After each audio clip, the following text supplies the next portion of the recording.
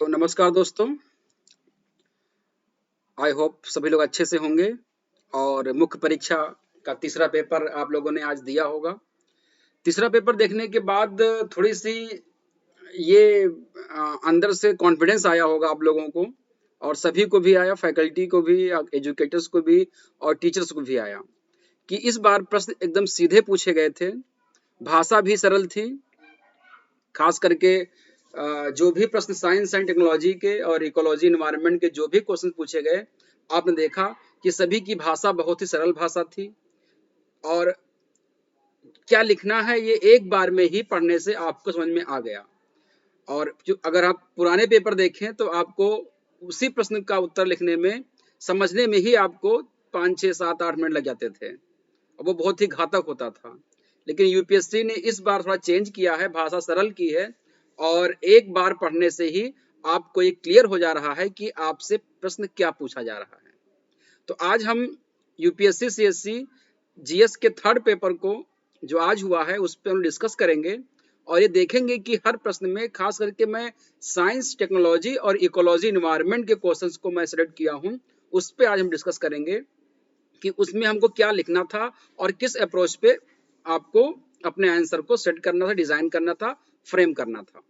तो आइए हम लोग स्टार्ट करते हैं आज का सेशन। लेट्स क्रैक यूपीएससी के प्लेटफॉर्म पर सभी लोगों का बहुत बहुत स्वागत है। मैं सुधीर कुमार श्रीवास्तव। यहाँ पर आपको टॉप एजुकेटर्स, क्वालिटी कंटेंट और ग्रेट लर्निंग एक्सपीरियंस आपको प्रोवाइड होता है। जिन लोगों ने अनअकैडमी का ऐप डाउनलोड कर लिया है, जल्दी से वो उनको यहाँ पर daily live classes, structure course, live test और अनलिमिटेड मिलना स्टार्ट हो गया है। और जिन लोगों ने अनअकैडमी का ऐप डाउनलोड नहीं किया, जल्दी से डाउनलोड करें, जिससे कि उनको भी चीज़ें मिलना स्टार्ट हो जाएं। यहाँ पर मेरा टेलीग्राम लिंक दिया हुआ है, इससे आप जुड़ जाएंगे, जिससे कि आपको पीडीएफ, नोटिफिकेशन, और कोई डाउट है या कोई भी क्वेरीज है तो आपको यहाँ से प्रॉपर मिलना स्टार्ट हो जाएगा। और नीचे मेरा टेलीग्राम लिंक, प्रोफाइल लिंक दिया हुआ है, इससे आप जुड़ जाएंगे, जिससे कि आपको प्रॉपर यहाँ पर मेरी जो स्पेशल क्लासेस होती हैं उसको आपको देखने का, उसको आप पढ़ सको। ठीक है। और यहाँ पर टॉप एजुकेटर से भी आपको पढ़ने का मौका मिलता है। अनअकैडमी के दो तरह के कोर्सेज हैं, प्लस और आइकॉनिक। प्लस कोर्स 1 ईयर की फीस 49,500 है। इसको आप अगर मेरे रेफरल कोड SS01 से लेते हैं तो आपको 10% का डिस्काउंट मिलता है। ये फीस आपकी 44,550 की हो जाती है। इसमें आपको live class, test series, unlimited practice और आपको स्ट्रक्चर प्रोवाइड किया जाता है। वहीं आइकॉनिक जो है, ये 1 ईयर का जो फीस है 69,500 है। इसको आप अगर मेरे रेफरल कोड से लेंगे SS01 से तो आपको 10% का डिस्काउंट मिलेगा, और ये फीस आपकी 62,550 की हो जाएगी। इसमें आपको प्लस फैसिलिटीज के साथ साथ आपको यहाँ पर पर्सनल कोच प्रोवाइड किए जाते हैं, daily mains question answer practice दिया जाता है, स्टडी प्लानर आपको दिया जाता है, और आपसे पर्सनलाइज फीडबैक कराया जाता है। तो बहुत बढ़िया यहाँ पर है। और अगर आप जी ऑप्शनल लेना चाहते हैं तो ऑप्शनल जो है 27,500 का है। इसको अगर आप मेरे रेफरल कोड से लेंगे SS01 से तो आपको 10% का यहाँ पर भी डिस्काउंट मिलेगा, और ये फीस आपकी 24,750 का हो जाएगा। अनअकैडमी में 2021, 2022, 2023 के लिए जो है बहुत ही अच्छे कोर्सेज आ गए हैं, जो एग्जाम ओरिएंटेड और रिजल्ट ओरिएंटेड हैं। ये 11 जनवरी से यानी कि कल से स्टार्ट हो रहा है। इसमें मिशन 2021, लक्ष्य 2021 और एक्सपीडिशन 2021 ये आपका 6 मंथ का है। और 11 तारीख से ही 1 ईयर का कोर्स आपका स्टार्ट हो रहा है, ये भी आप सब्सक्राइब कर सकते हैं अपने अकॉर्डिंग। यहाँ पर 2 साल का कोर्स भी अवेलेबल है, और NCERT बैच यहाँ पर अवेलेबल है, इसको भी आप सब्सक्राइब कर सकते हैं। और यहाँ पर प्लस और आइकॉनिक का कॉम्बो ऑफर आया हुआ है 1 ईयर का 88,705 का, इसको आप देख सकते हैं, सब्सक्राइब कर सकते हैं। और प्लस का जो कॉम्बो है वो भी आप 1 ईयर का 70,103 रुपीज़ का है। इसको भी अगर आप मेरे रेफरल कोड SS01 से लेंगे तो आपको 10% का यहाँ पर भी डिस्काउंट मिलेगा।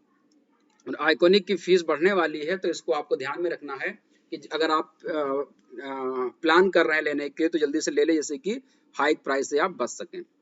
तो ये थी कुछ जानकारी। अब हम लोग स्टार्ट करते हैं। आज का जो थर्ड पेपर है उसमें जो साइंस एंड टेक्नोलॉजी का जो क्वेश्चन है, पहला क्वेश्चन सीधे सीधे आया हुआ है कि नैनो टेक्नोलॉजी से आप क्या समझते हैं और वो स्वास्थ्य क्षेत्र में कैसे मदद कर रहा है। यानी कि इसको दो तरह से आपको पढ़ना था, 150 शब्दों में इसको लिखना था। तो 150 शब्दों में 50 वर्ड जो आपके थे, 50 वर्ड में आपको बताना था कि नैनोटेक क्या है और दूसरे आपके 100 वर्ड में आपको बताना था कि इसका जो है मेडिकल के क्षेत्र में क्या योगदान है, मेडिकल सेक्टर में इसमें क्या योगदान दिया है, यानी कि साइंस एंड टेक्नोलॉजी में जो नैनोटेक है उसका मेडिकल क्षेत्र में क्या योगदान है।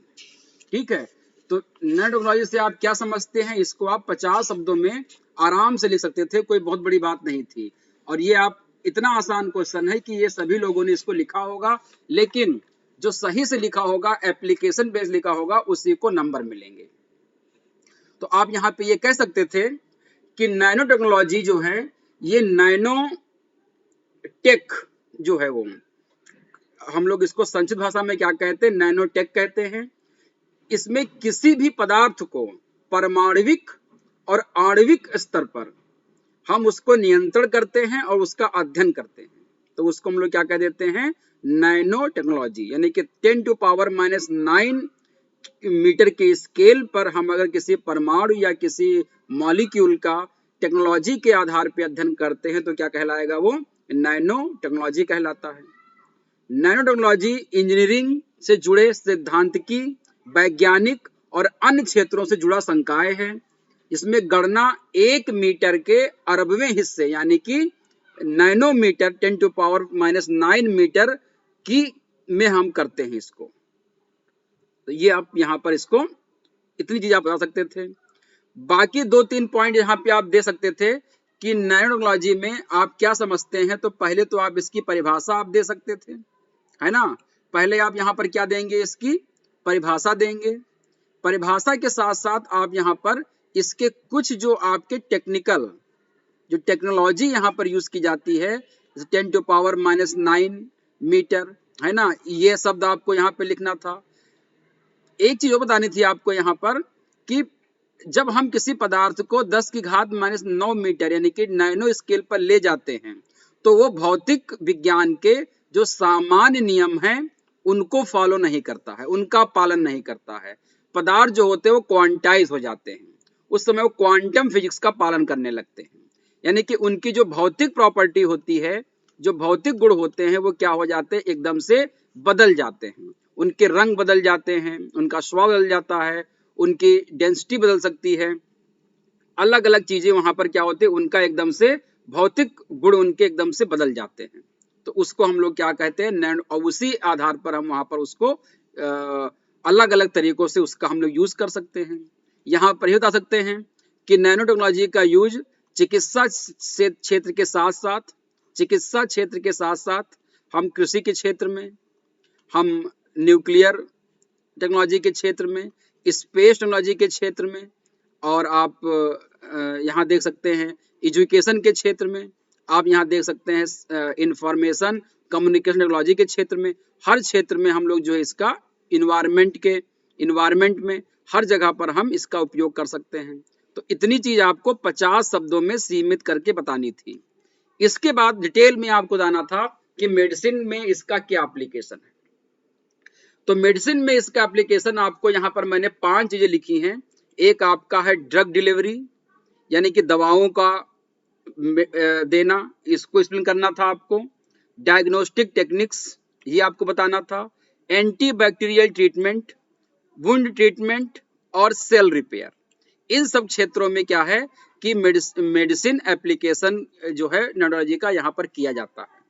तो यहाँ पर ड्रग आप डेंड्राइमर का दे सकते थे। अगर आप देखें ड्रग डिलीवरी में आप देखेंगे तो नैनोबोट्स जो होते हैं इनका यूज कर सकते हैं। डेंड्राइमर्स का यूज करते हैं। ये सब हम लोगों ने क्लास में अच्छे से पढ़ा था। अगर आपने देखा हो तो मैंने पूरा बताया था आपको। डेंड्राइमर्स का यूज किया जाता है, नैनो रोबोट्स का यूज किया जाता है, बायोमेम्स का यूज करते हैं हम लोग। Bio micro electronic mechanical system जो कहते हैं हम लोग, बायोमेम्स का यूज करते हैं, इनका हम लोग यहाँ पर यूज कर लेते हैं। तो ये चीजें आपको यहाँ बतानी थी कि ड्रग डिलीवरी में। और इसी के आधार पर इतना ज्यादा जो है मेडिकल साइंस में नैनोटेक का इतना ज्यादा उपयोग हो रहा है कि इसको नैनो मेडिसिन के नाम से जाना जाता है। इतना ज्यादा उपयोग, इसको हम लोग क्या कह सकते हैं, नैनो मेडिसिन के नाम से इसको हम लोग जानते हैं। ये आपको ध्यान रखना है ना। इसमें आपको नैनो मेडिसिन में डेंड्राइमर हो गए, डेंड्राइमर, नैनो पार्टिकल, क्वांटम पॉइंट, है ना। डेंड्राइमर का यूज होता है, यहाँ पर डेंड्राइमर का यूज होता है ड्रग डिलीवरी में। नैनो बोट का होता है, यहाँ के नैनो पार्टिकल का आपका होता है। नैनो पार्टिकल के बारे में बता सकते थे यहाँ पर। क्वांटम पॉइंट के बारे में बता सकते हैं आप यहाँ पर, ड्रॉप के बारे में, फुलरीन के बारे में बता सकते हैं यहाँ पर। जो ट्यूमर के इलाज में, कैंसर के इलाज में, एल्जाइमर के इलाज में, मैड काऊ के इलाज में, इस तरह से जो है इसका निर्माण किया जाता है। इसको आप यहाँ पर देख सकते हैं। तो ये आप देखेंगे डायग्नोस्टिक किट के रूप में यहाँ पे नए नए नमूने जो है सैंपल लिए जाते हैं। यहाँ पर मेटेलिक जो एटम होते हैं, डीएनए को यहाँ पर नैनो पार्टिकल के रूप में इसका यूज किया जा रहा है। सिल्वर का यूज किया जा रहा है यहाँ पर, तो सिल्वर को नैनो स्केल पे वहाँ पे यूज किया जा रहा है। प्रोब के रूप में यहाँ पर यूज करते हैं, प्रोब के रूप में डीएनए के साथ संकेतक के रूप में यूज किया जाता है। एंटीबॉडी द्वारा उसको जो है पहचानने का काम करते हैं, प्रोटीन की पहचान करते हैं, एंटीबॉडी की पहचान करते हैं।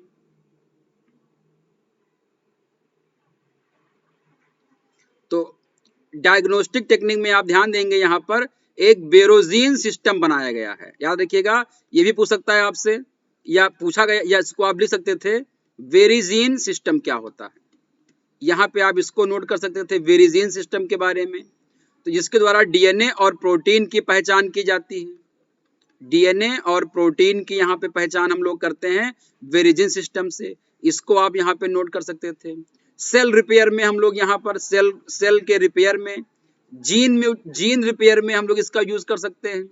जीन थेरेपी में इसका उपयोग हम लोग कर सकते हैं। तो ये सारी चीजें आपको यहाँ पर 100 शब्दों में समेट करके लिखनी थी, तो पूरा नंबर आपको यहाँ पर मिल जाता। तो इसको आपको ध्यान रखना है। इसका जब थोड़ा समय हमको दीजिए आप, इसका मैं फ्रेम करके आपको आंसर दे दूंगा, जैसे कि आप मिला पाओ कि जो आपने लिखा है उसमें और जो सही, जो उसका एक तरह से जो मॉडल आंसर होगा वो क्या होना चाहिए, उसको आपको ध्यान में रखना।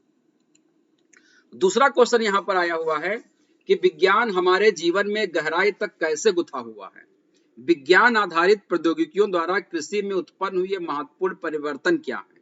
अब देखिए, इस प्रश्न को 150 में ये भी लिखना था। तो विज्ञान हमारे जीवन में गहराई तक कैसे गुथा हुआ है, तो यहाँ पर एक तो विज्ञान और जीवन बताना है आपको, विज्ञान एवं लाइफ, जीवन के बारे में बताना है। तो आप बताएंगे कि जब से मानव जीवन का विकास हुआ है, तब से लेकर के वर्तमान तक मनुष्य जो है वो लगातार नए नए वैज्ञानिक विधियों का खोज कर रहा है, वैज्ञानिक टेक्नोलॉजी का खोज कर रहा है, और अपने जीवन को आसान बनाने का और आधुनिक बनाने का लगातार काम कर रहा है। अब यहाँ पे देखिएगा, लिखा है कि विज्ञान हमारे जीवन में गहराई तक कैसे गुथा हुआ है, गहराई तक कैसे गुथा हुआ जीवन में। तो आप देखेंगे कि आप यहाँ पे इसको 50 शब्दों में ही केवल लिखना है, क्योंकि बाकी चीजें आपको विज्ञान आधारित प्रौद्योगिकी द्वारा कृषि में उत्पन्न हुए महत्वपूर्ण परिवर्तन, इस पे आपको लगभग 100 शब्द लिखने हैं। तो हमारे जीवन में गहराई तक कैसे गुथा हुआ है, देखिए ये सब लोग लिखेंगे, है ना, लेकिन इसमें एग्जैक्टली जो है आप ध्यान दें अगर, तो कैसे हमारे जीवन में गहराई तक कैसे गुथा हुआ है, इस पे आपको केवल फोकस करना है कि हमारे जीवन में विज्ञान हमारे गहराई तक कैसे गुथा हुआ है। तो आप यहाँ पे देखें कि सुबह सोने से उठने से लेकर के और रात में सोने तक जो भी क्रियाएं आप करते हैं, चाहे आप भोजन कर रहे हैं, चाहे आप चल रहे हैं, चाहे आप कार्य कर रहे हैं, चाहे आप बात कर रहे हैं, हर सेक्टर में, हर चीज में जो है वो तकनीकी जुड़ी हुई है। तो आप ये कह सकते हैं कि विज्ञान जो है वर्तमान में हमारे जीवन का गहराई तक इस प्रकार से गुथा हुआ है कि जीवन का पर्याय बन गया है। हम कह सकते हैं कि बिना विज्ञान के जीवन संभव नहीं है। वर्तमान में जो विज्ञान इतनी गहराई तक हमारे अंदर घुस गया है, गुथ गया है कि अब बिना विज्ञान के जीवन संभव नहीं है। क्योंकि विज्ञान जो है वो बड़ी बड़ी समस्याओं का समाधान करता है, बड़ी बड़ी समस्याओं का समाधान करता है।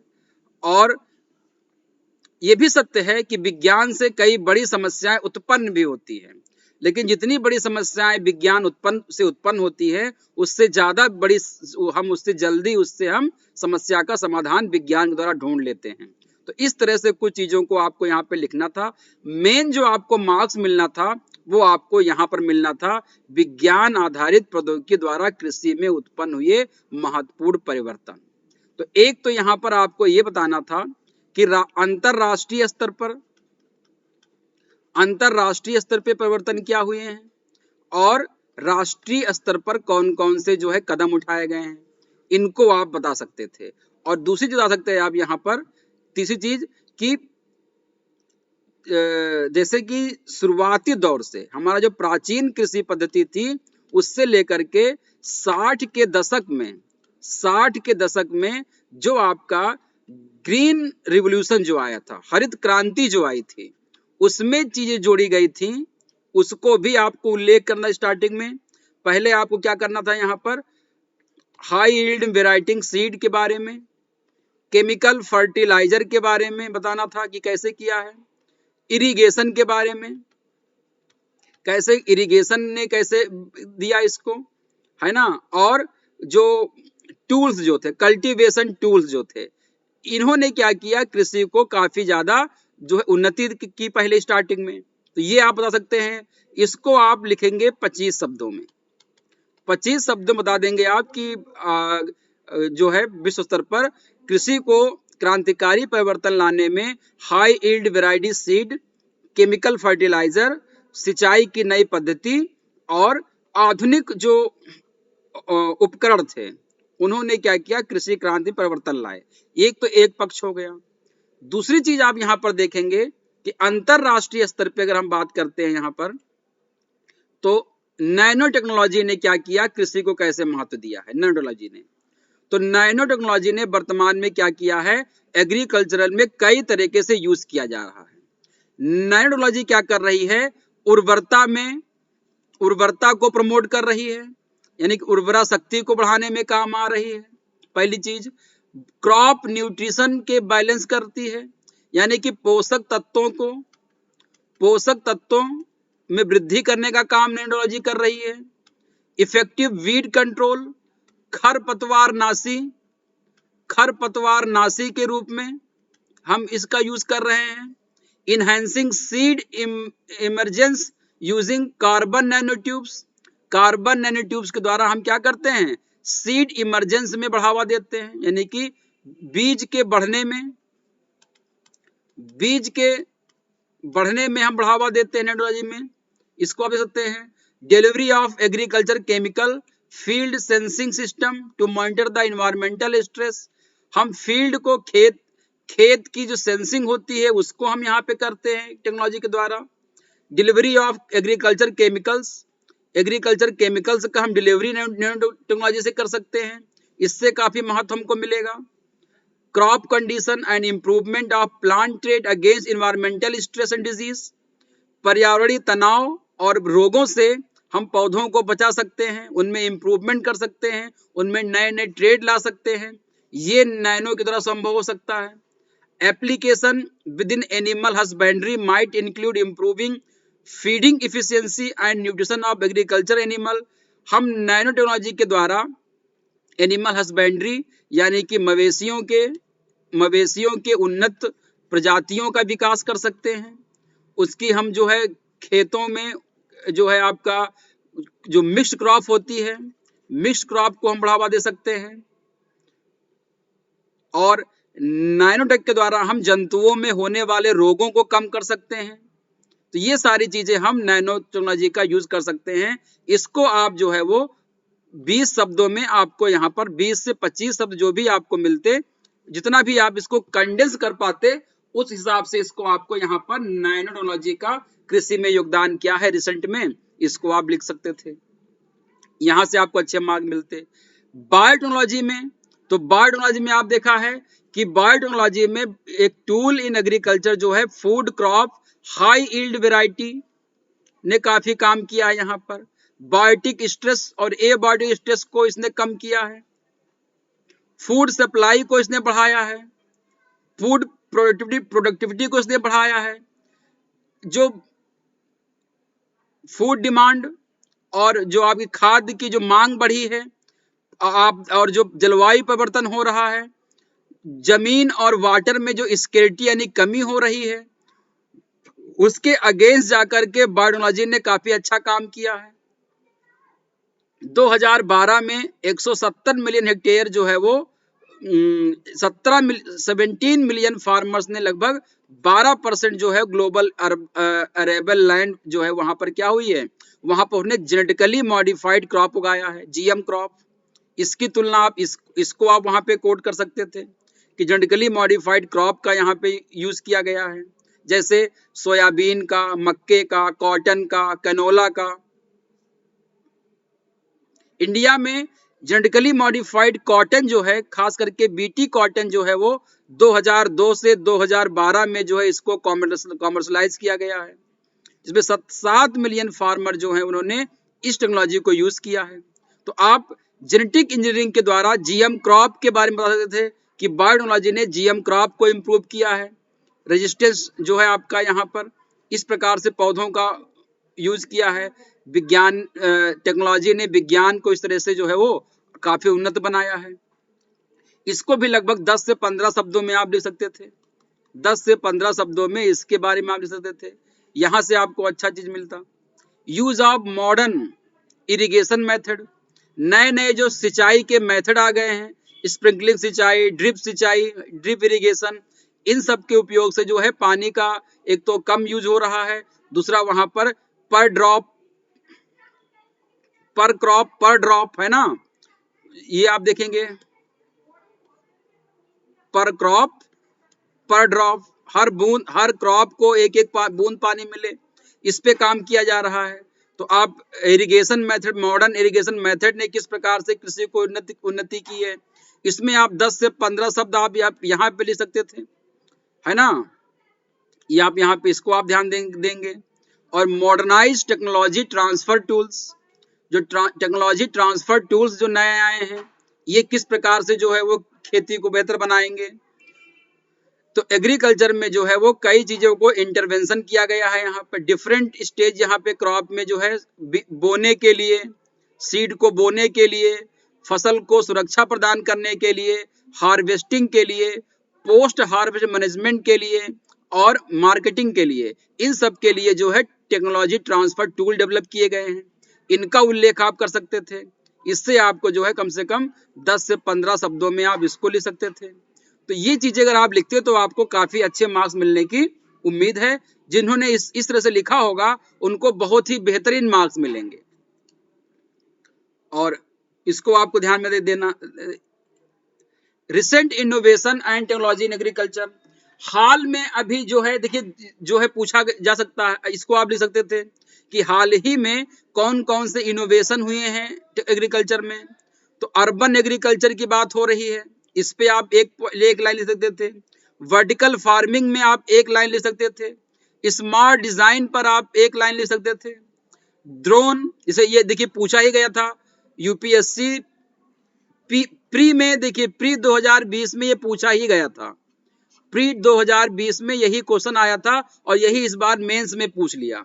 और जब मैं वहां पर मेंस, जब प्री का जब मैं डिस्कस कर रहा था पेपर का, तो मैंने कहा था कि एग्रीकल्चर में ड्रोन पूछा गया है और ये मेंस में भी पूछा सकता है। अगर आपको याद हो या आप मेरे पुराना वीडियो अगर आप देखिएगा जो जहाँ पे मैंने प्री का डिस्कस किया था, तो मैंने बताया था, देखिए यहाँ पे पूछ भी लिया कि एग्रीकल्चर में नई टेक्नोलॉजी का क्या योगदान है। तो ड्रोन्स के बारे में आप वहां पर ड्रोन के द्वारा हम वीडीसाइड का, इंसेक्टिसाइड का, इन सब का हम वहां पे छिड़काव करते हैं।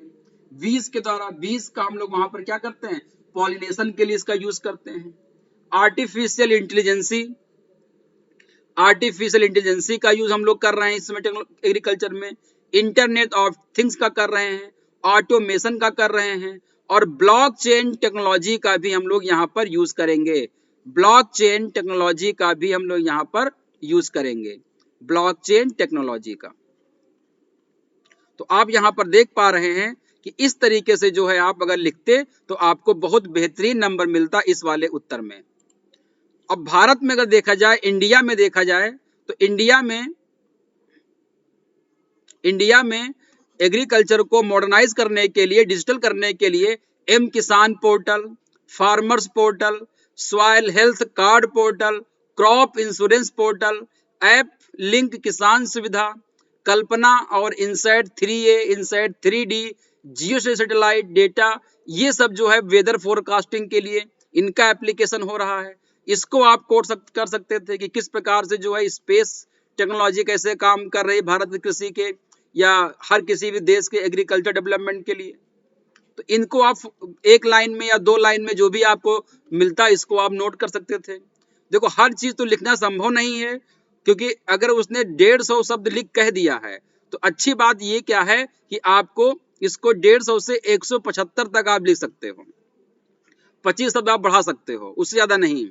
तो 175 शब्द में देखिए इतना कुछ आपके पास है, आप अगर एक एक लाइन सब पर लिखते तो भी आपका ये 175 के आसपास हो जाता। तो इसको आपको ध्यान में रख के इसको आपको लिखना था। और भी चीजें हैं यहाँ पर बताने के लिए तो काफी बड़ा हो जाएगा, उतने में ही चीजें आपकी हो गई, तो इसको आपको ध्यान में रखना है। तो ये 2 चीजें आपसे यहाँ पे पूछी गई। अगला क्वेश्चन जो पूछा गया यहाँ पर वो है कोविड-19 महामारी ने विश्व में अभूतपूर्व तबाही उत्पन्न की है। ये आपको बता रहा है कि कोविड-19 महामारी ने विश्व भर में अभूतपूर्व तबाही उत्पन्न की। देखिए इस बार जो प्रश्न आया है एकदम सीधे सीधे है, कठिन शब्द नहीं है, भाषा का बहुत ही सरलता से उपयोग किया गया है, ये बहुत अच्छी बात है, कठिन भाषा नहीं पूछी गई है। तद्यप इस संकट पर विजय पाने के लिए प्रौद्योगिकी प्रगति का लाभ स्वेच्छा से लिया जा रहा है। इस महामारी के प्रबंधन के सहायतार्थ प्रौद्योगिकी की खोज कैसे की गई, उसका एक विवरण दीजिए। तो यहाँ पे जो मेन पॉइंट आपका है ये 250 शब्दों में देखिए लिखना है, इस 250 शब्दों में आपको लिखना है। तो पहले तो आपको यहाँ पर एक भूमिका बनानी पड़ेगी, भूमिका इंट्रोडक्शन आपको देना पड़ेगा। भूमिका में आपको क्या देना है कि पैंडेमिक कोविड-19 क्या है, कोविड-19 क्या है, किस प्रकार से इसने पूरे दुनिया में तबाही मचाई, ये लिखा है यहाँ पर कि विश्व भर में अभूतपूर्व तबाही उत्पन्न की है। तो पहले तो आपको देना है कोविड-19 क्या है यहाँ से, और यहाँ पे जो लिख दिया है अभूतपूर्व तबाही मचाई है, तो इसको आपको थोड़ा सा 1 2 3 4 उदाहरण दे करके आपको समझाना होगा। तबाही जैसे पलायन हुए लोगों के, है ना, पलायन हुए, बहुत सारी मौतें हुई, आपका उद्योग धंधे पूरे बंद हो गए, परिवहन बंद हो गया, है ना, पर्यटन बंद हो गया। तो ये चीजें आप यहाँ पर बता सकते हो तबाही कैसे हुई। फिर यहाँ पे आ जाओगे, इस संकट पर विजय पाने के लिए प्रौद्योगिकी प्रगति का लाभ स्वेच्छा से लिया जा रहा है। इस संकट पर विजय पाने के लिए प्रौद्योगिकी का लाभ स्वेच्छा से लिया जा रहा है। अंग्रेजी में पढ़ी समझ ना आ रहा हो तो, technology advancement are being availed readily to win over the crisis. इस संकट पर विजय पाने के लिए, किस संकट पर, कोविड-19 से विजय पाने के लिए टेक्नोलॉजी प्रगति का लाभ जो है वो स्वेच्छा से लिया जा रहा है। तो कैसे लिया जा रहा है आप देखेंगे, इसमें आप बता सकते हैं कि इस संकट पर विजय पाने के लिए एक तो इसका टेस्ट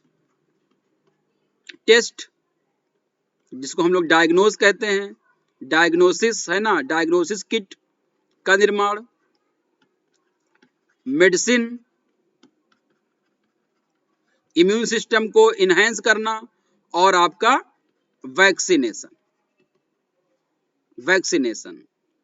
एक तो ये हो गया, ये तो हो गया मेडिकल के क्षेत्र में। साथ ही साथ जो लोग पलायन हुए हैं तो पलायन पर विजय पाने के लिए, साथ ही साथ जो लोग बीमार हो गए, इससे जो लोग बीमार हो गए उसमें देखेंगे आप पीपीई किट, वेंटिलेटर, सैनिटाइजेशन, है ना, और बहुत सारी मेडिसिन, इन सब का जो है काफी जो है वो स्वेच्छा से निर्माण शुरू हुआ, है ना। आत्मनिर्भर लोग हुए, पूरी दुनिया आत्मनिर्भर हुई, क्योंकि पीपीई किट हो गया, वेंटिलेटर हो गया, ये जब सारा दुनिया बंद था तो कैसे आता, तो ये इसके विकास के लिए खुद काम लिया गया। यानी आप कह सकते हैं कि कोविड 19 ने जो हमारी जो एक तरह से जो विज्ञान की जो रफ्तार थी, विज्ञान के विकास की जो रफ्तार थी, उसको अचानक से बहुत दुगना तिगुना कर दिया, बढ़ा दिया। यानी कि विज्ञान की प्रगति के रफ्तार को बढ़ा दिया। साथ ही साथ इसने क्या किया कि जो एक तरह से आप कह सकते हैं कि जो भी उत्पादन की क्षमता थी, उत्पादन की दर को, चिकित्सा के क्षेत्र में उत्पादन की दर को बढ़ा दिया गया। उत्पादन की दर, जो सुस्त पड़े थे, जो वैज्ञानिक सुस्त पड़े थे, जो डिपार्टमेंट सुस्त पड़े थे मेडिकल क्षेत्र वाले, उन सब एकदम से एक्टिव हो गए और बहुत अच्छे तरीके से उन्होंने इस पे काम करना शुरू किया। तो इस अब मेन जो आपका कंटेस्ट आएगा, उसमें महामारी के प्रबंधन के सहायतार्थ प्रौद्योगिकी की खोज कैसे की गई, उसका एक विवरण दीजिए। ये आपको बताना है कि किस प्रकार से प्रौद्योगिकी की खोज की गई, उस पे आपको विवरण देना है। तो पहले आपको बताना है कि टेक्नोलॉजी जो होती है, ये पैंडेमिक को तुरंत प्रिवेंट नहीं कर सकती है। उसके लिए क्या करेगी, पहले आपको स्प्रेड को रोकेगी, फैलाव को रोकती है, लोगों को जागरूक करने का काम करती है, वार्न करने का काम करती है और एम्पावर करने का काम करती है। जैसे आप ऐप पर, है ना, ऐप बनाए गए, उस ऐप से लोगों को जानकारी देनी शुरू की गई, ये आपका टेक्नोलॉजी का क्षेत्र हो गया। मोबाइल के द्वारा, क्लाउड कंप्यूटिंग के द्वारा, एनालिटिक के द्वारा, रोबोटिक्स के द्वारा, रोबोटिक्स का यहाँ पर आपको ज्यादा जो आइसोलेशन में जो लोग थे, जो आईसीयू में लोग थे, उनको ट्रीटमेंट करना, उसके रोबोट की आवश्यकता थी, तो उसका डेवलपमेंट काफी किया गया। हाई स्पीड इंटरनेट की रिक्वायरमेंट होती है, उसकी आवश्यकता यहाँ पर की गई, उसको चीजें बढ़ाई गई, इसको आप देख सकते हैं। साथ ही साथ आप यहाँ पर देखेंगे कि इसमें आप देखेंगे तो डायग्नोस्टिक किट में reverse transcriptase PCR, reverse transcriptase PCR का किया गया। आप देखेंगे यहाँ पर जो टेस्ट, जो आपका डायग्नोस किया गया, एक गेम बनाया गया लोगों को समझाने के लिए, आईआईटी मद्रास ने गेम बनाया, उसको आप यहाँ कर सकते थे। यहाँ पर आप देखेंगे कि जो आर किट बनाई गई, इसको आप देखेंगे, है ना, ये आप यहाँ पे इसको आप फोकस कर सकते थे। और इसके अलावा जो है बहुत सारी दुनिया में कई प्रकार के डायग्नोस्टिक किट बनाए गए, उनको आप देख सकते थे। साथ ही साथ वैक्सीनेशन का जो आया, तो वैक्सीनेशन के लिए पूरी दुनिया भर में वैक्सीनेशन को लेकर के बनाने का काम शुरू हुआ। जैसे आपने फाइजर का नाम सुन सकते हैं, है ना, फाइजर हो गया, कोविक्स हो गया, है ना, मॉडर्ना हो गया, स्पुतनिक हो गया। इस प्रकार से दुनिया में बहुत सारे जो है वो वैक्सीन का निर्माण किया गया, उनका जो है टेस्ट किया गया, ड्राई टेस्ट किया जा रहा है उनका, कई लेवल पर उनका। तो आप इस तरह से यहाँ पर इसको बता सकते हैं, यहाँ पर लिख सकते थे कि महामारी के प्रबंधन के सहायतार्थ प्रौद्योगिकी की खोज कैसे की गई। तो महामारी का प्रबंधन की बात यहाँ पे कर रहा है कि मैनेजमेंट के लिए। तो मैंने आपसे बताया यहाँ पर कि मैनेजमेंट में आप तो बताओगे कि किस प्रकार से यहाँ पर, तो एक प्रकार से रोबोटिक्स का, क्लाउड कंप्यूटिंग का, मोबाइल का, इंटरनेट का, आप ऐप का, है ना, इन सब चीजों का जो है वो तरीके से किया गया। तो इसको आप एक एक करके अच्छे से लिख सकते थे और 2.5 शब्दों में आपको इसका आंसर पूरा देना था कोविड 19 के बारे में।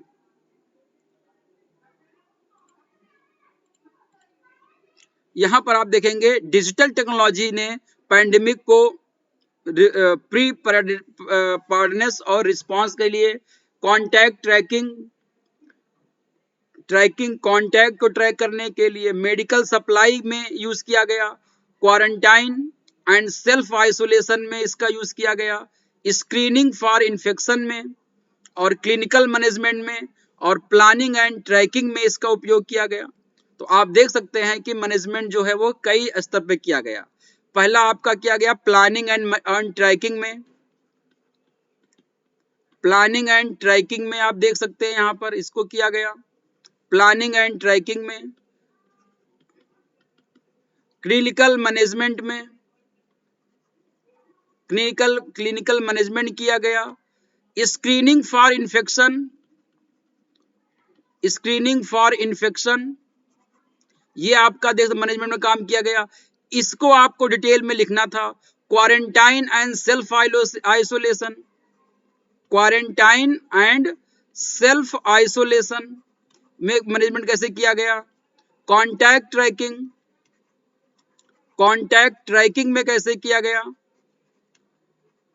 मेडिकल सप्लाई में किया गया, मेडिकल सप्लाई किया गया मैनेजमेंट में। तो ये आप देख सकते हैं 6 पॉइंट, 7 पॉइंट, 1 2 3 4 5 6, तो 6 पॉइंट को आपको लिखना था किस प्रकार से जो है कोविड को मैनेज करने के लिए काम किया गया। तो ये 6 पॉइंट अगर आप लिखते तो कम से कम आपका ये एक अगर आप लिखते, एक को अगर आप लिखते 20 शब्दों में तो कितने हो गए,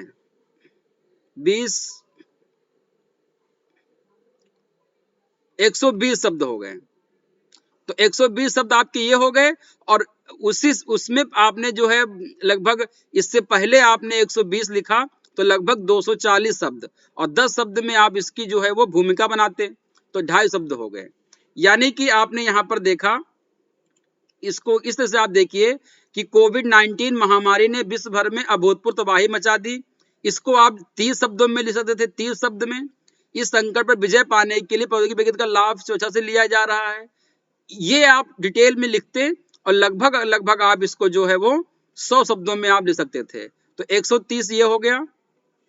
और इस महामारी के प्रबंधन में खोज की गई उसका तकनीकों के बारे डिटेल में इसको आप लिखते तो लगभग अगर आप इसको लिखते 120 130 शब्द में तो ये 250 260 शब्द में आपका ये पूरा चला जाता। तो इसको आप अच्छे से लिखते तो अच्छे मार्क्स आपको यहाँ पर मिलने की उम्मीद थी। तो ये जो मैंने आपको खाका बताया आपको इसी बिहाफ पे इसको पूरा लिखना था, इसको आपको ध्यान में रखना है। अगला इन्वायरमेंट इकोलॉजी का क्वेश्चन आया हुआ है कि how does the draft environment impact assessment notification 2020 differ from the existing EIA notification 2006। पर्यावरण प्रभाव आकलन, मैं हर बार आपसे कहता हूं, बार बार कहता हूं कि इन्वायरमेंट इंपैक्ट असेसमेंट बहुत इंपॉर्टेंट होता है प्री और मेंस के लिए, दोनों में पूछा जाता है। तो इसमें जो है तुलना पूछ लिया गया है कि 2006 वाले में और इसमें डिफरेंस क्या है, अंतर कैसे है। तो यहां पे आप देखेंगे कि 2006 में जो है तो इसको आप देखेंगे इसमें कई अड़चनों और व्यवसायियों के विरोध के चलते भारत सरकार ने 94 के बाद 2006 में पर्यावरण प्रभाव आकलन के मानदंड लेकर आई, जिसमें निम्नलिखित प्रावधान थे। इसमें पर्यावरण प्रभाव आकलन की प्रक्रिया के विकेंद्रीकरण पर बल प्रदान किया गया था, डिसेंट्रलाइजेशन की बात की गई थी, पहला पॉइंट। किसी परियोजना की स्थापना के पहले मूल्यांकन समिति, असेसमेंट जो समिति है कि गठन का प्रावधान किया गया था। प्रदूषण नियंत्रण बोर्ड के द्वारा जन सुनवाई भी की जाने लगी। हालांकि पर्यावरण की सुरक्षा के लिए स्थापित 2006 की EIA प्रक्रिया कई बार संदेह के घेरे में रही है। पर्यावरण प्रभाव आकलन के जुड़े निम्न बिंदुओं के आधार पर आलोचना की जाती है। तो कुछ आलोचनाओं का कहना है कि पर्यावरण पर परियोजनाओं की संभावित प्रभावों पर रिपोर्ट अक्सर कम दक्ष और भ्रष्टाचार को बढ़ावा देने वाली होती है। अनुपालन सुनिश्चित करने के लिए प्रशासनिक क्षमता का अभाव समस्या को और दुर्लभ बना देता है। दूसरी ओर डेवलपर्स की शिकायत है कि EIA शासन ने उदारीकरण की भावना को कम कर दिया, जिससे लाल फीताशाही और नौकरशाही को बढ़ावा दिया है। 14 में प्रोजेक्ट क्लियरेंस में देरी चुनावी मुद्दा बनकर उभरी थी। तो इन सब समस्याओं के लिए 2020 के महत्वपूर्ण प्रावधान आपको देखने हैं और फिर उसमें से दोनों को तुलना करके आपको लिख देना है। पहला क्या था अंतर, पूर्व व्यापी अनुमति 6 से कैसे भिन्न है ये ex post facto clearance route, ये मार्ग ऐसी परियोजनाओं के प्रवेश का भी सक्षम बनाता है जिनको EIA क्लियरेंस कभी मिला ही नहीं और उनके द्वारा लापरवाह तरीके से निर्माण कार्य भी किए गए। इसके अलावा उल्लंघनों के लिए जुर्माना बहुत ही मामूली रखा गया है।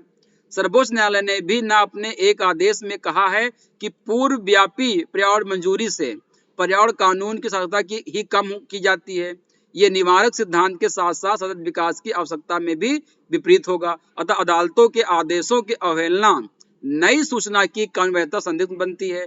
इससे कानून का पालन करना या उसे तोड़ना और बाद में उसका प्रबंधन करना क्लियरेंस एक व्यावसायिक निर्णय बन जाएगा। तो ये अंतर किया गया है 6 से और 2020 में। दूसरा, अल्प प्रतिक्रिया अवधि। अल्प प्रतिक्रिया अवधि पहला कौन सा था? देखिए पहला कौन सा था?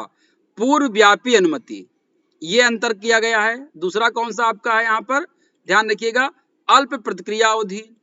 परियोजना पर जनता की प्रक्रिया के लिए मौजूदा अधिसूचना समय अवधि को भी कम किया गया है।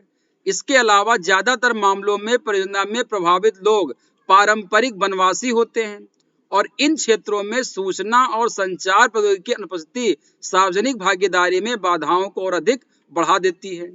इस पर चर्चा की गई है, ये अंतर पाया गया है। और तीसरा आपका है कमजोर निगरानी चरण। निगरानी चरण में अनुपालन की रिपोर्टिंग की आवृत्ति अवधि को 6 माह से बढ़ाकर 1 वर्ष कर दिया गया है। ये अंतर देखिएगा यहाँ पर। और पारिस्थितिकी संवेदनशील क्षेत्रों में जलवायु परिवर्तन और वनों की कटाई वृद्धि नियमों और विनियमों के कड़ाई से पालन मांग करती है। यदि इसके अनुपालन में ढील दी गई तो परियोजना टिकाऊ होने के संदेह बना रहेगा। इस पॉइंट को आपको नोट लिखना था।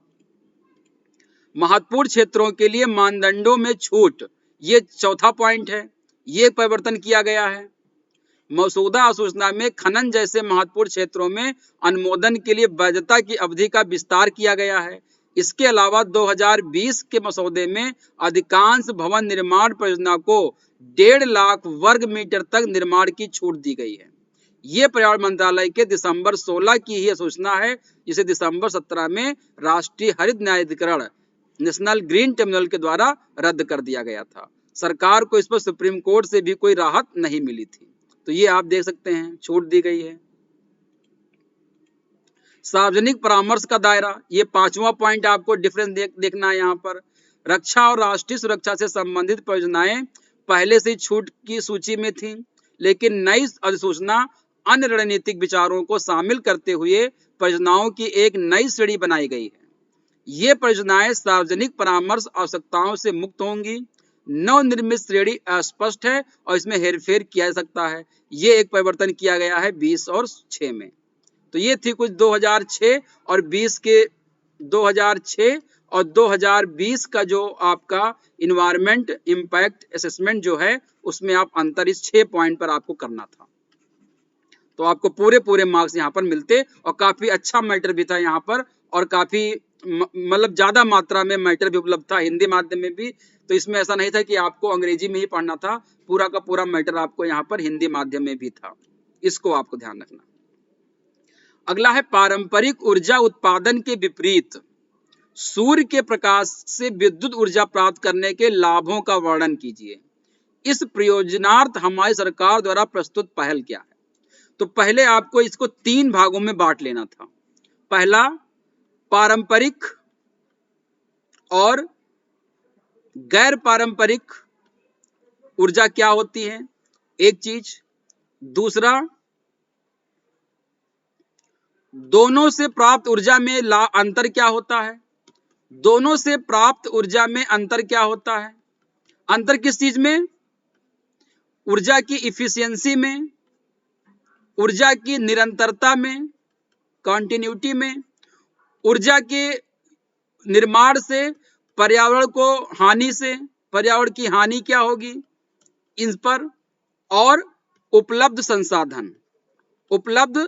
संसाधन और तकनीक, इन सब पॉइंट पर आपको लिखना था।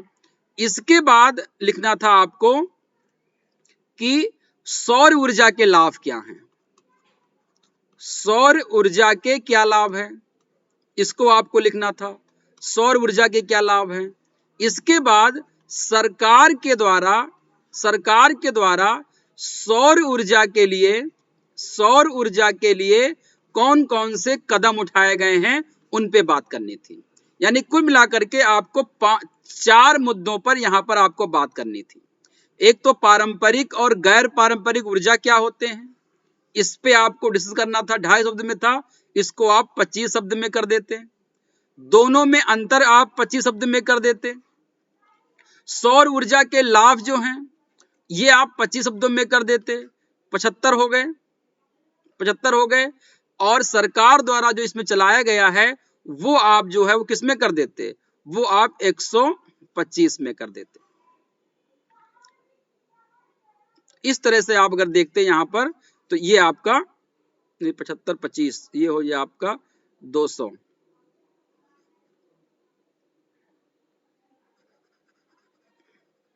कितना हो जाता है यहां पर 75 ये हो गए, 25 ये हो गए, 100 हो गया, 175 कर दिया। तो 175 शब्दों में आपको जो है वो ये लिखना था सरकार द्वारा प्रस्तुत पहल कौन कौन सी होती है। तो पारंपरिक ऊर्जा क्या होती है सबको पता है, गैर पारंपरिक क्या होती है सबको पता है, उसके एग्जाम्पल लिख देते हैं।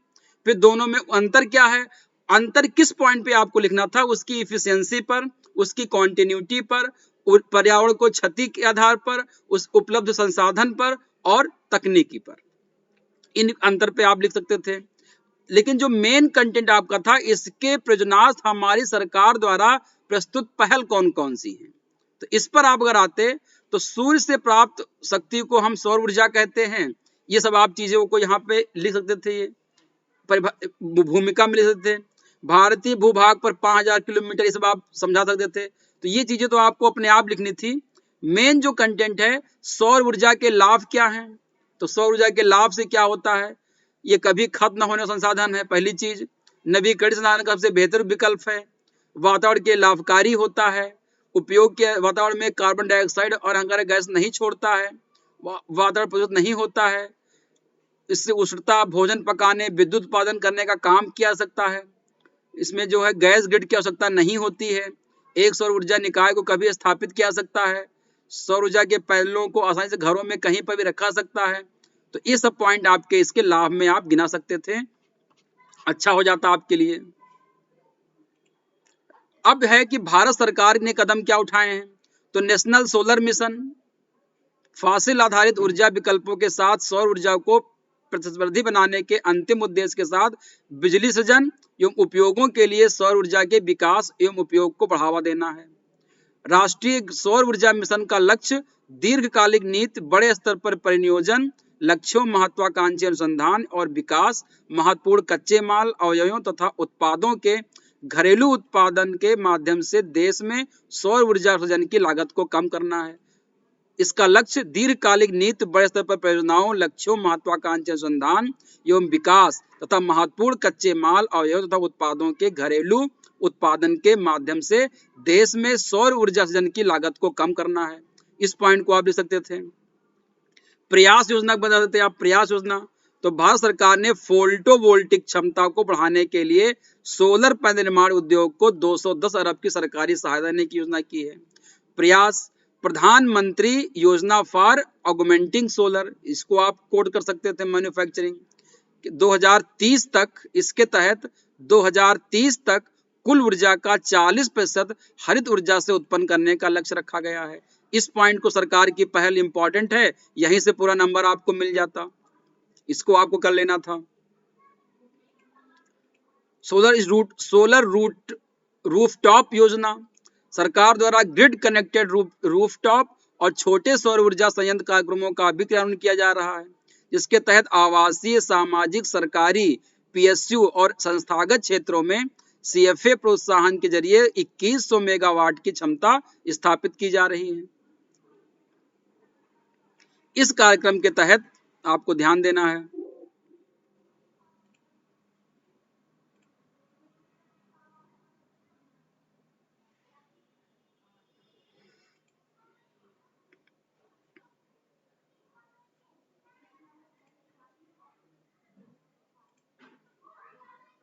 ठीक है। इस कार्यक्रम के तहत हरित ऊर्जा गली, एक मिनट कहाँ चला गया, सामान्य श्रेणी वाले राज्यों में आवासीय संस्थागत एवं सामाजिक क्षेत्रों में इस तरह की परियोजनाओं के लिए बेंचमार्क लागत के 30% तक और विशेष श्रेणी वाले राज्यों में बेंचमार्क लागत के 70% तक केंद्रीय वित्त सहायता मुहैया कराई जा रही है। इसको आप लिख सकते थे। हरित ऊर्जा गलियारा, ग्रीन एनर्जी कॉरिडोर परियोजना के बारे में आप बात कर सकते हैं। टैरिफ आधारित प्रतिस्पर्धी बोली प्रक्रिया के माध्यम से सौर ऊर्जा की खरीद के लिए निर्देश जारी किए गए हैं।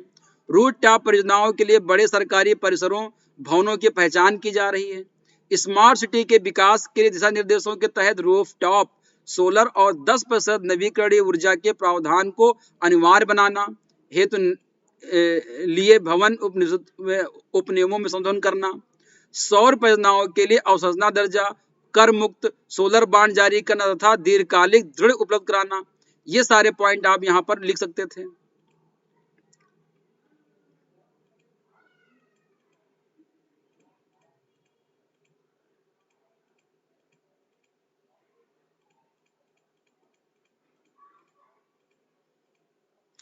अगला है भारत सरकार द्वारा आरंभ किए गए राष्ट्रीय स्वच्छ वायु कार्यक्रम की प्रमुख विशेषताएं क्या हैं। तो पहले तो आपको बताना है कि राष्ट्रीय स्वच्छ वायु कार्यक्रम है क्या। National clean air programme NCAP, national clean air programme क्या है,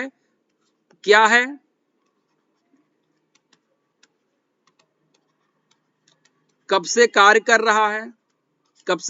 रहा है, फिर बताना है कि उसकी क्या है, उसकी प्रमुख विशेषताएं क्या हैं। 2 पॉइंट में 2.5 शब्दों में। तो 50 शब्दों में आपको क्या है और 200 शब्दों में आपको इसकी विशेषताएं के बारे में बताना था। तो आप यहाँ पे ध्यान देंगे कि पर्यावरण और वन मंत्रालय परिवर्तन जो है आपका ministry of environment forest and climate change ने राष्ट्रीय स्वच्छ वायु कार्यक्रम की घोषणा की है। इसको ध्यान रखिएगा आपको। पार्टिकुलेट मैटर, और पार्टिकुलेट मैटर क्या होते हैं, हवा में निलंबित सभी ठोस तरल कणों का योग है जिसमें कई खतरनाक होते हैं। इस जटिल मिश्रण में कार्बनिक और अकार्बनिक दोनों प्रकार के कण शामिल होते हैं, जैसे कि धूल, पराग, कालिक, धुआं, तरल बूंदे, ये कण। इनके बारे में आप लिख सकते हैं क्योंकि आपको 2.5 शब्दों में लिखना है। तो इस यहाँ शुरुआत आप कर सकते थे इस चीज की। 19 के पहले वर्ष के साथ एक मध्यावधि 5 वर्षीय कार्ययोजना होनी थी। इसके तहत NCP की दृष्टि में संबंधित केंद्रीय मंत्रालयों, राज्य सरकारों और स्थानीय निकायों के बीच सहयोगात्मक, बहुस्तरीय और क्रॉस सेक्टोरल समन्वय शामिल किया जाना था। इस पे आप पॉइंट कर सकते थे। विशेषताएं की बात आ जाएगी यहाँ पर, तो इसे केंद्रीय प्रदूषण नियंत्रण बोर्ड द्वारा निष्पादित किया जाएगा। कार्यक्रम का बजट 300 करोड़ रुपए है। इस योजना में 102 गैर प्राप्त शहर वाले शहर शामिल हैं, वे शहर जिनमें वायु की गुणवत्ता बहुत खराब है। 3 स्तरीय प्रणाली जिसमें वास्तविक समय के भौतिक डेटा संग्रह और सभी 102 शहरों में एक एक्शन ट्रिगर सिस्टम शामिल किया गया है। इसके अलावा व्यापक योजना, स्वच्छ प्रौद्योगिकी पर शोध, प्रमुख धमनी जो आपके सड़कों के भू निर्माण और कड़े औद्योगिक मानक इस योजना के तहत प्रस्तावित किए गए हैं। तो ये आप देख सकते थे कि जो पूरी जो आपकी सड़क जो आपकी है, पूरी सड़क की जो चेन है, पूरी जो हमारी जो सिराएं होती हैं सड़क की, वो किस प्रकार से जो है काम करती हैं, पूरा लिंक जो होती हैं। तो ये आप विशेषताओं के रूप में यहाँ पे इसको लिख सकते हैं। NCAP ने निश्चित रूप से वायु प्रदूषण में कमी के लक्ष्य निर्धारित करने के लिए बहुप्रतीक्षित अच्छे अभ्यास को शुरू कर मदद की है। इस तरह के लक्ष्यों का सबसे बड़ा लाभ यह है कि स्थानीय और क्षेत्रीय कार्रवाई की कठोरता के स्तर को तय करने में मदद करता है, ताकि योजनाओं को कम करने के लक्ष्य को पूरा करने के लिए पर्याप्त प्रभावी हो। तो इसमें मुख्य रूप से आपको पार्टिकुलेट मैटर, शहरों में जो पॉल्यूशन हो रहा है उसकी गुणवत्ता के बारे में आपको डिटेल में लिखना था। जो मैंने आपको बताया, इसी पॉइंट पे आपको चीजों को फोकस करके लिखना था। और एक क्वेश्चन आया था कि आपदा प्रबंधन में पूर्ववर्ती प्रक्रियात्मक उपागम से हटते हुए भारत सरकार द्वारा आरंभ किए गए अधुनतन उपायों की विवेचना कीजिए। ये भी 2.5 शब्दों में है। तो यहाँ पे ये कह रहा है कि डिजास्टर मैनेजमेंट के जो पहले से जो प्रतिक्रियात्मक उपागम चल रहे थे, उससे हटकर भारत सरकार ने जो अभिनूतन उपायों शुरू किए हैं उनके बारे में आपको डिटेल बताना है कि आपदा प्रबंधन को लेकर के भारत सरकार ने कौन कौन से नए कदम उठाए, सरकारी प्रयास कौन कौन से किए गए। तो आपको यहाँ पे ये बताना है कि पहले तो आपदा प्रबंधन होता क्या है, इसको आप लिख देते 25 शब्दों में। आपदा प्रबंधन के प्रकार आप लिख देते 25 शब्द में, 50 हो गए।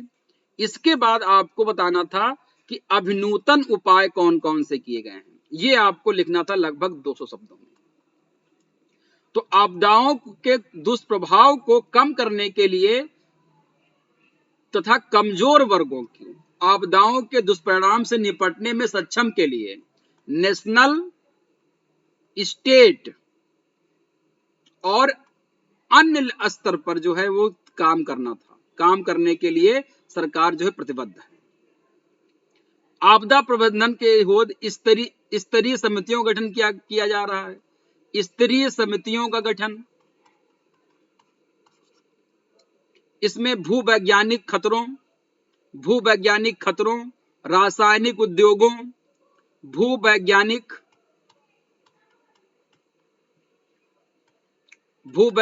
खतरों के बारे में, रासायनिक उद्योगों के बारे में, परमाणुविक आपदा, दुर्घटनाओं से उत्पन्न आपदाओं और जैविक आपदाओं के विषय में समितियां गठित करने का काम किया जा रहा है। राष्ट्रीय आपदा प्रबंधन समिति, दूसरा कौन सा, राष्ट्रीय आपदा प्रबंधन समिति। तो भारत सरकार के प्रधानमंत्री के अध्यक्षता में राष्ट्रीय समिति गठन किया गया है। इसको अगर आप देखेंगे संस्थागत ढांचा की बात करें, अगर हम संस्थागत ढांचा की बात करें यहां पर आपदा प्रबंधन को लेकर के, तो आप यहां पे कह सकते हैं कि सबसे पहले यहां पर सेंटर होगा, सेंटर और स्टेट के बीच में संबंध होंगे। स्टेट और राष्ट्रीय आपदा प्रबंधन प्राधिकरण, नेशनल डिजास्टर मैनेजमेंट अथॉरिटी जो होगी, जिसका हेड पीएम होता है, ये जो है वो किसको करेगा, वो राष्ट्रीय कार्यकारी समिति, नेशनल एडवाइजरी कमेटी जो होगी कार्यकारी, इससे होगा। ये जो होगा आपका, ये जुड़ा किससे होगा, ये राज्य आपदा प्रबंधन अधिकरण, स्टेट डिजास्टर मैनेजमेंट अथॉरिटी से जुड़ा होगा। इसमें कौन होंगे, सीएम होंगे। ये आपस में जो होंगे वो गृह मंत्री के द्वारा, होम मिनिस्ट्री से जुड़ा होगा ये आपस में। तो ये आप यहाँ पे पूरा, ये आप स्टेट जो आपका होगा ये आपका डिस्ट्रिक्ट लेवल पे जुड़ा होगा, डिस्ट्रिक्ट जो होगा वो आपका पंचायत जुड़ा होगा और आपका नगर पालिका जुड़ा होगा। तो ये आप एक हायरार्की यहाँ पे आप देख सकते हैं, ये आपकी एक हायरार्की देख देते हैं। यहाँ पर आप देखेंगे नेशनल कार्यकारी समिति की अगर बात करेंगे तो ये राज्य कार्यकारी समिति होगा, स्टेट एडवाइजरी कमेटी जो होगी ये आपकी यहाँ पे होगी, और ये आपका देखेंगे जो राष्ट्रीय आपदा है ये हो जाएगा, और ये आपका जो स्टेट होगा ये जुड़ा होगा किससे, ये जुड़ा होगा जिला आपदा प्रबंधन से।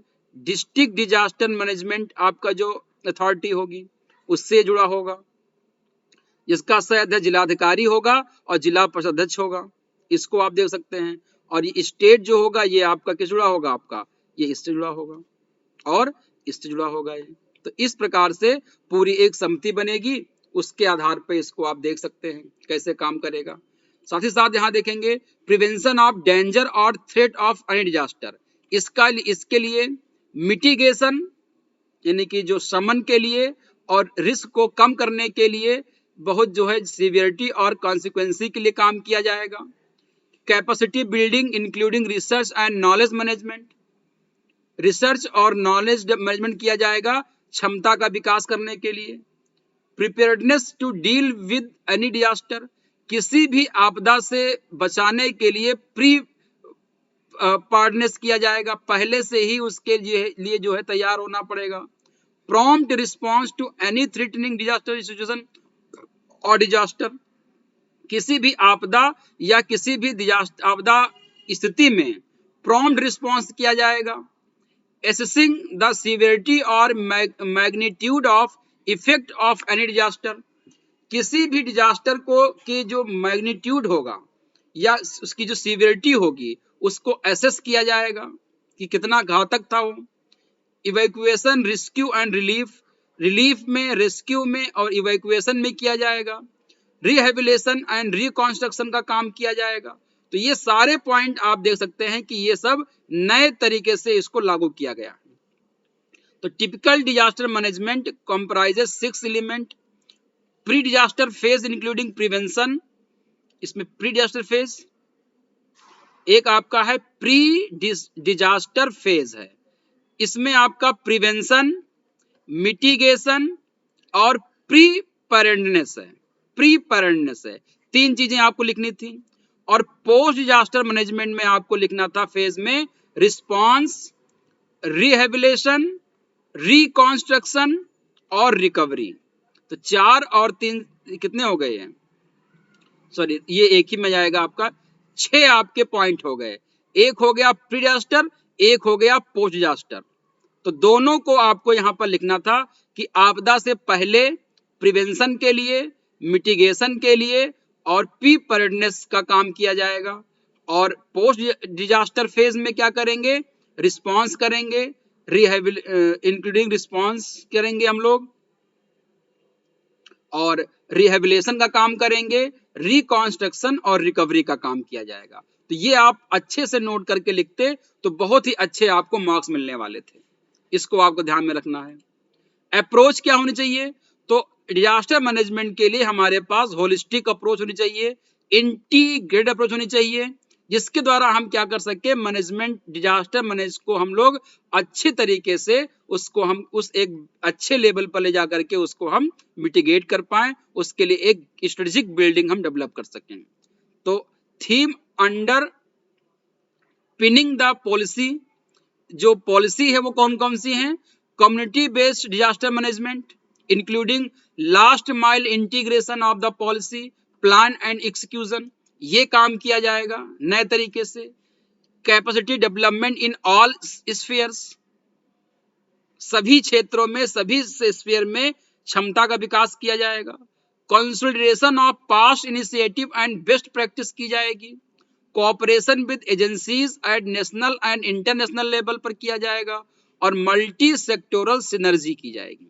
तो ये अप्रोच होनी चाहिए हमारी नई तरीके से, किस प्रकार से पुरानी चीजों को हटा करके हम नए तरीके से डिजास्टर मैनेजमेंट को बेहतर करने का सरकार काम करेगी। संयुक्त राष्ट्र विकास कार्यक्रम की योजना जो है उसको हम ध्यान में देंगे, कैसे काम किया जाएगा। जोखिम का आकलन तथा इमारतों की संवेदनशीलता का मूल्यांकन किया जाएगा। तो एक तो हमारे पास भावी दृष्टिकोण होना चाहिए, इसके लिए हम भावी दृष्टिकोण पे काम करेंगे, है ना, ये ध्यान रखना है आपको। आपदा कार्रवाई में तेजी लाने का काम किया जाएगा। ई नेटवर्किंग की दिशा में पहल की जाएगी। मानव संसाधन विकास, ह्यूमन रिसोर्स डेवलपमेंट का काम किया जाएगा। सूचना तकनीक, इंफॉर्मेशन टेक्नोलॉजी का यूज हम लोग करेंगे यहां पर। आपदा चेतावनी प्रणाली, डिजास्टर जो आपकी चेतावनी प्रणाली होती है उसको हम लोग यहां पर यूज करेंगे। और इस हम लोग स्पेस टेक्नोलॉजी का अच्छी तरीके से यहां पर यूज करेंगे। तो ये सारे अप्रोच लेकर के हम चलेंगे तो हमारा आंसर जो होगा बहुत बेहतरीन होगा। तो आपने यहां पर देखा कि आपदा प्रबंधन में पूर्व प्रतिक्रियात्मक उपागम से हटते हुए भारत सरकार द्वारा आरंभ के अधुनतन उपायों की विवेचना कीजिए। तो इन सारे पॉइंटों को अगर आप अच्छे से सजा कर लिखेंगे तो आपको पूरे मार्क्स मिलने की उम्मीद थी।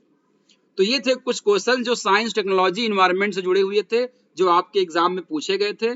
और सबसे अच्छी बात इस बार क्या है कि इस प्रश्न बहुत सीधे आए हैं और बहुत ही सरल प्रश्न आए हैं।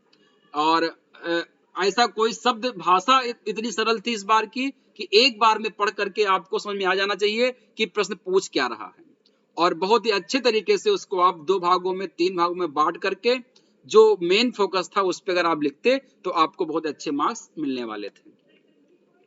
तो इस पे हम लोग आज इतना ही करते हैं।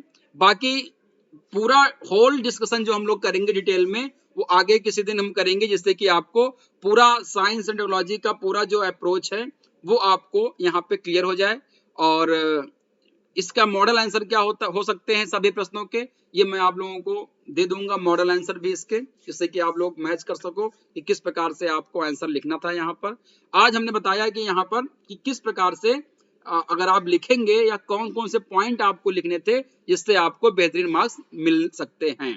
जिन लोगों ने इसी पर फोकस करके जो अप्रोच मैंने बताई है इसी प्रकार से लिखा है तो उनको डेफिनेटली अच्छे मार्क्स मिलेंगे।